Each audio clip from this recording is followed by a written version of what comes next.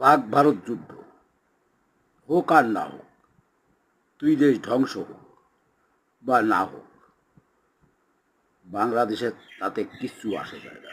বাংলাদেশে এই দুই দেশের সৎ প্রতিবেশী সৌরভ দেশ হলেও বাংলাদেশের জনগণ শান্তিপ্রিয় এবং সাধারণ জনগণ সবসময় শান্তিতে বসবাস করতে চায়। এরা ধর্মভীরু, এরা আল্লাহকে স্মরণ করেন এবং আল্লাহর দেয়া নিয়ামতের উপর বিশ্বাস করেন।